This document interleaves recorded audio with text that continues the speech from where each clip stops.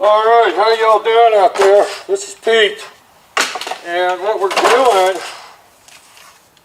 is we're over here in Moab, Utah. Now, Moab, Utah is a little different than Dallas, Texas, especially when it comes to buying paint supplies that I've been using for over 25, 30 years.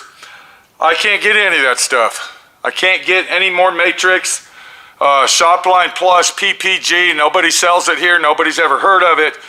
So we have to rely on using other paint supplies. And what we're going to do today, we're going to do a review on some primer that I'm using. And you can see I'm kind of in the middle of cleaning out my gun here, my shaker. This is the shaker. It goes on top of our primer. And then we can stir it up, our stir stick, whatever you want to call it. This is the primer that I've been using for many, many years. A lot of people have seen me use it. A lot of people have followed my lead and have purchased it.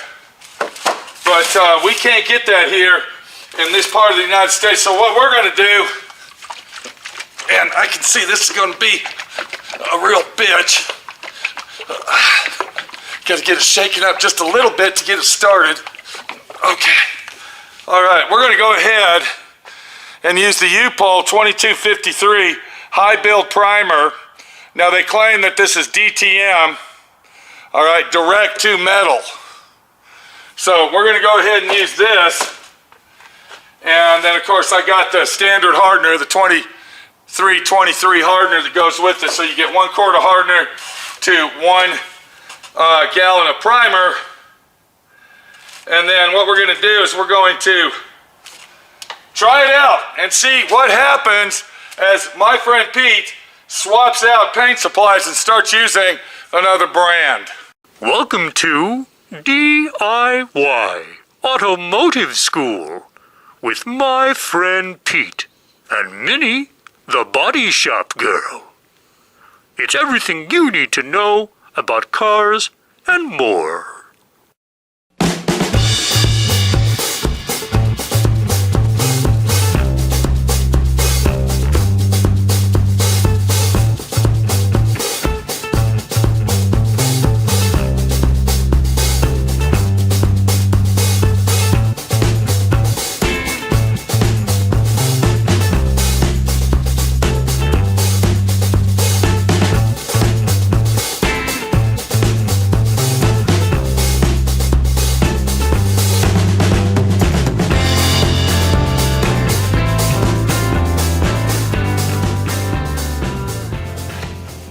So what we're looking at here, we're looking at a 1970 Plymouth Roadrunner convertible. This is a Roadrunner convertible. Now this was a restoration job that you wouldn't believe. Straight out of the junkyard, this car sat in a field for 20 years. Quarter panels were replaced, complete floors were replaced, core supports, radiator supports, inner fender structures. This thing was a total nightmare. Rocker panels. It was basically a rusted out, wasted basket of junk. Now normally with the Matrix, MP3 Matrix high build primer, I normally only have to put on 2 full wet coats. And in some cases, such as this door, I have to put on 3 full wet coats. I'm hoping that the UPOL primer that we have is going to work out the same. Let's go ahead and dip into it. Let's get it mixed up. Let's start spraying and see how this stuff works, how it flows out, and how it lays down to be what it is and what I need. So the first thing we want to do, we want to get us some gloves. Protection is always necessary for this type of situation. And I'm going to go ahead and put some rubber gloves on. These are actually extra large, and they don't fit my hands worth of shit. Of course, I bought them at Harbor Freight. And I'm thinking, they're made in China. So according to Chinese sizes, shapes, and forms, their hands aren't as big as Americans. Okay, I went ahead and put my spout onto the can. I went ahead and stirred it up very properly and good. Let's go ahead and mix a quart of this up. The weight of this thing is very heavy. I would say this can probably weighs at least 25 pounds, if not more. we got the hardener right here, 1 quart. This is called the standard hardener. Now, they're calling this a System 20.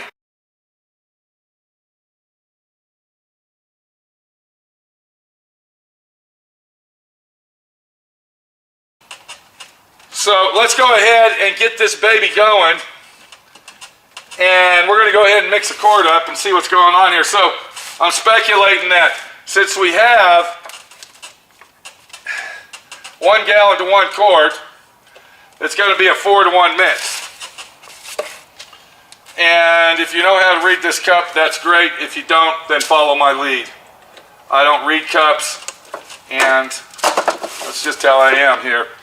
So we're going to go ahead and put 1 part of this. I've never used this primer before, so I don't know how it's going to spray. It pours out of the can very quick.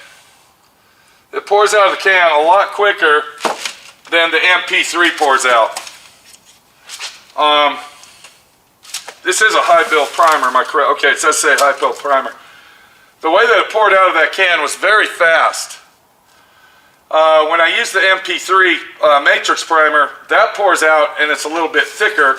You can tell that it's thicker, so I'm still speculating on this, but we're going to go ahead and go with it. I can see that it mixes up pretty thin. It doesn't mix up like MP3 primer. This primer actually mixes up a little bit thinner, and the texture of it, you might say, is very watery. So I'm actually starting to wonder if this is actually high-build primer or not. So I'm looking at this primer and it's looking like it's pretty runny, like soup. Look at this. I don't know if you can see that or not, but I'm hoping this stuff's going to work. So far, I'm just going to let you know, so far, I'm not really happy with it. It doesn't have the texture and the feel of a high-build primer. To me, it doesn't anyway. But we're going to find out when we go ahead and spray it on. When you use a primer like this, you can see how runny that is and soupy. When you're using a primer like this, you can pretty much guarantee that it's going to lay down very, very smooth. You shouldn't get hardly any orange peel with it. I'm using a gravity feed spray gun. For anybody out there who doesn't know what that is, that's a gravity feed. I'm sorry, I said gravity feed. I'm using a siphon feed. This is a siphon feed spray gun. Gravity feed is HVLP, okay? I'm sorry, I'm a little bit confused here. I'm speculating on this primer, and I'm hoping that it's going to work out. Now that I've mixed it 100% thoroughly, I can see that it is getting a little thicker. So maybe it's just the situation of I didn't have it all mixed up properly. Once again, this is UPOL. Bring that up there. This is the UPOL primer that we are reviewing, and hopefully it will work out to be a good primer. And I'm going to read you some of this here after we get done priming. So the primer is mixed up, and I see that by adding the hardener and mixing it thoroughly, it has now become very thick. It's very, very thick. So once the hardener has been added, we see that the primer is actually very thick.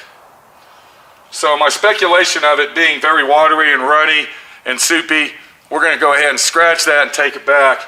And it looks like the primer is actually pouring and saturating through the filter very well. And there's the reason right there why you want to make sure that you strain all of your liquids that are going into your spray gun. You can see all the trash left behind. I'm going to go ahead and spray some primer on now. I got my pressure set at 60 psi because I'm using a siphon feed gun. If you're using a gravity feed gun, you might want to bump it down to probably 35 to 40 psi, maybe a little bit lower depending on the needle size that you're using. Let's get some primer on this and let's see what happens.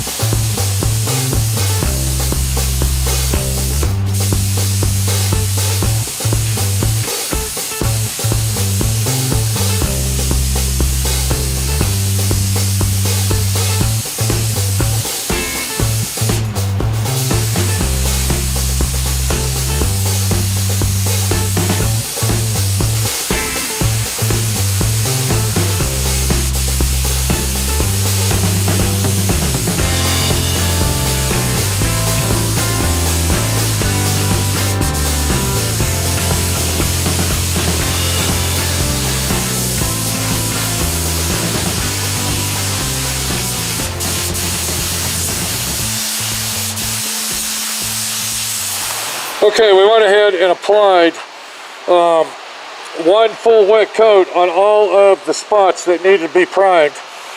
And I don't know if you noticed, but I actually had to stop several times because it was too thick. Now, when your primer is too thick, you need to add 10 to 15% reducer to the primer, and that's what I had to do. All right, it was going on so thick it wasn't coming out of the spray gun. Once I added the 10 to 15%, it started flowing out real good. So this is one coat, and I don't see any shrinkage where the bodywork is. Let's go over here and look, see what we got. Okay, I see a little bit right in here where the Bondo, the body filler, absorbed the primer. And then this here, this isn't dry all the way yet. And then as we walk around here, we see that the Dutchman panel is all primed and ready as well. So I'm going to go ahead and apply 2 more full wet coats because there's major bodywork, so I got to put 3 coats on. And when we come back, we're going to find out how this stuff sands, block sands out for paint ready action. We'll see you there.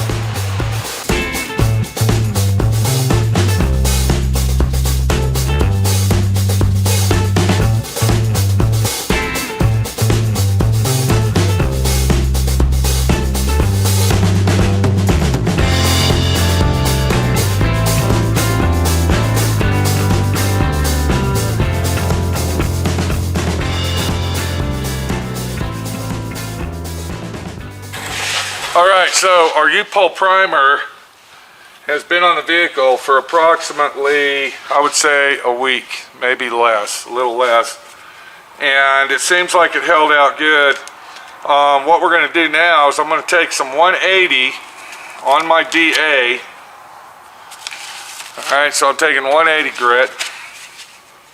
And then I'm going to take my finish sander, which is a palm sander. Okay?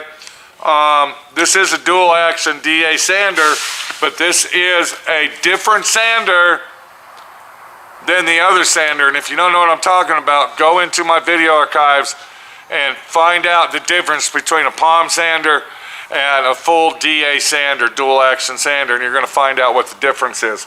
So this is our finish sander, and what I'm going to do is I'm going to sand our Upol Primer, and I've already done down here on the bottom, but we didn't really have a lot of it. I just kind of blended it in. So I'm going to go ahead and sand this. Now this is the door that was really, really rough that we should have replaced. And you can see the door over here in the fender. I'm going to go ahead and explain this to you real quick. The owner wanted to use factory sheet metal. And I said, okay, that's fine, let's do that. So he supplied the fenders and the doors for this car. Now, I specifically told the owner, I said, look, this door here, we should put door skin on it. He didn't want to do it. He didn't want to put a door skin on. He said, I want to do the body work. Door skins for these cars are atrocious and horrendous for not fitting properly, and I want to make sure all the body lines are as factory as I can get them. So the owner decided he wanted to use factory doors. This door was basically a total out. I showed you the body work on it. It was very bad all the way in this area down here, this whole area up here, down here. So what we're going to do is we're going to take my DA finish sander, Upol Primer, 3 full wet coats. This is the DTM high build Upol. Let's see what it does now. This was 80 grit scratches on this. I'm going to start DAing it. We're going to see where it leads to.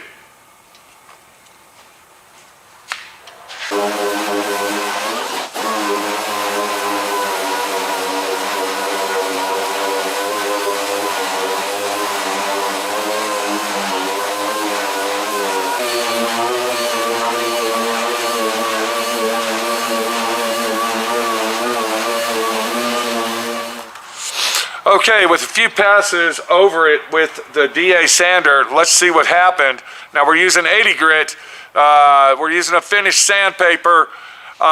Once I do the 80 grit, I will go into 320 dry, and then it will be paint ready. Let's see what the 180 finish sander did to our primer to 80 grit sand scratches. with only 2 passes over it.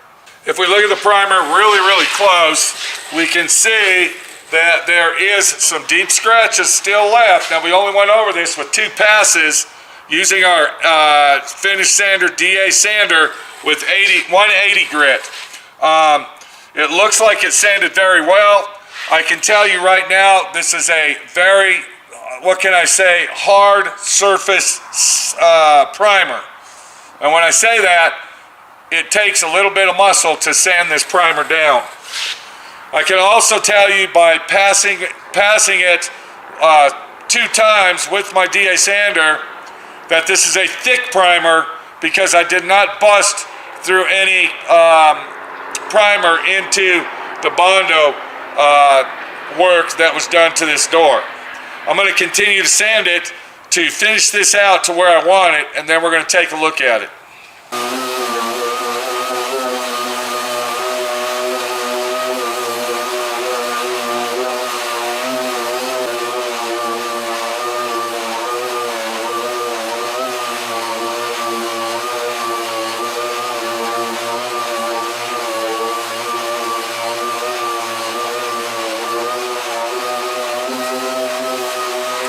Okay, I went over it one more time with my finished D.I.Y sander. Now that's a finished palm sander with 180 grit. Now I did replace the paper. I went ahead and put a fresh piece of paper on the sander. And let me tell you what, we're going to take a look at this, and I think you're going to be shocked. So I'm going to rub this off right here with my hand, kind of get a good look at that.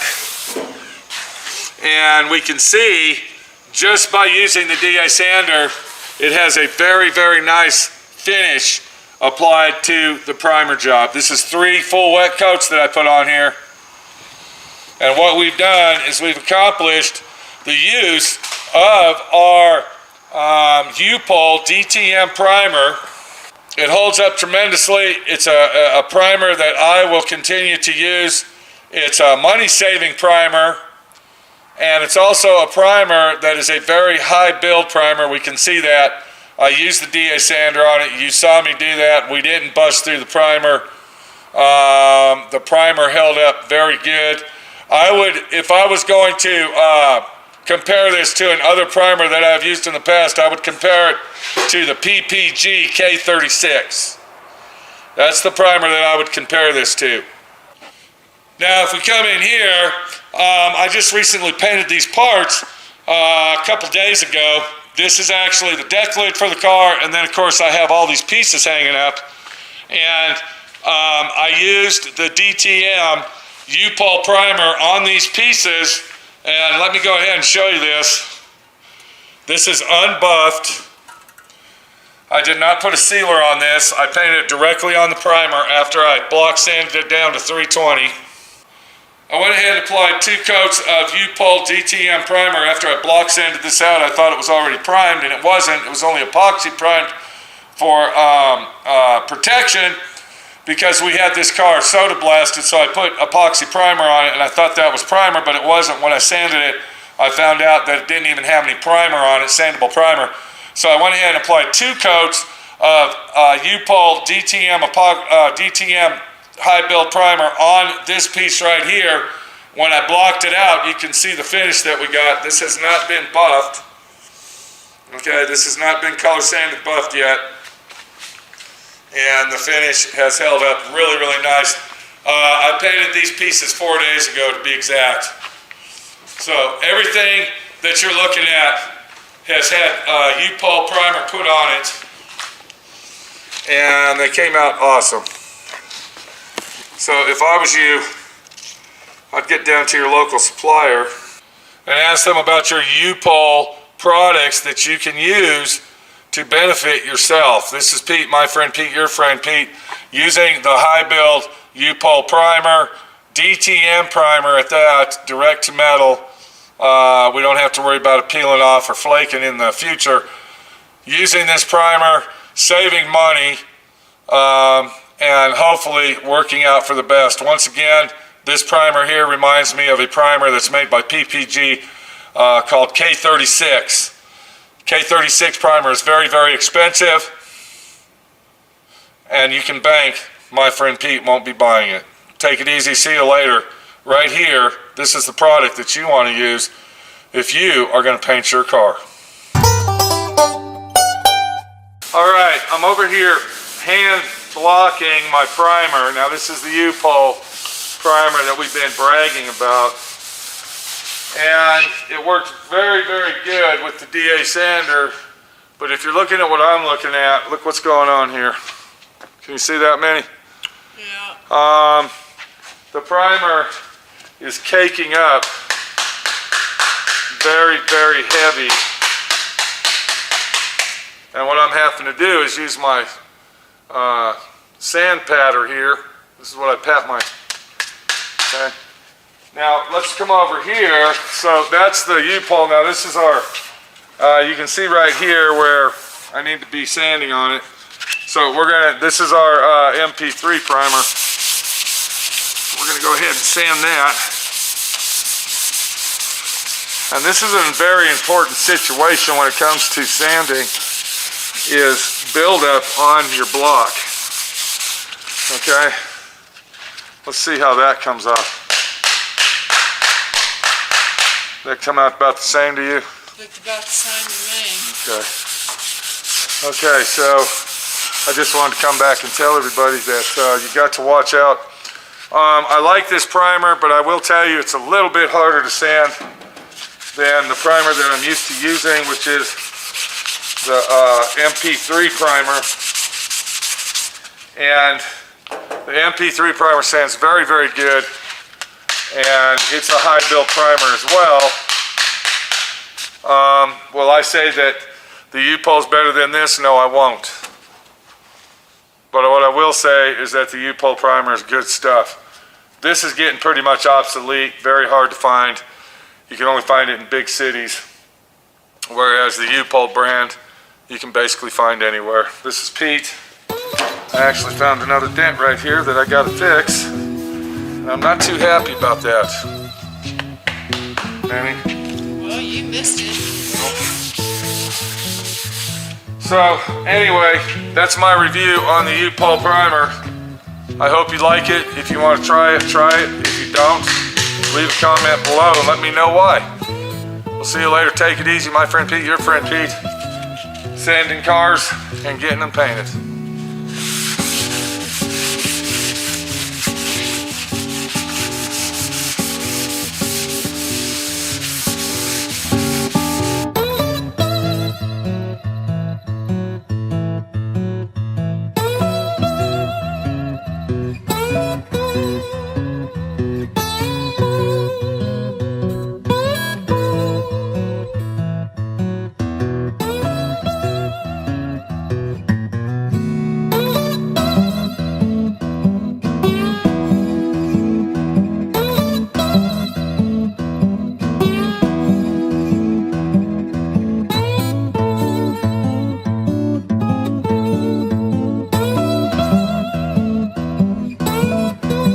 Thanks for watching D.I.Y. Automotive School. Classes don't stop till you know everything.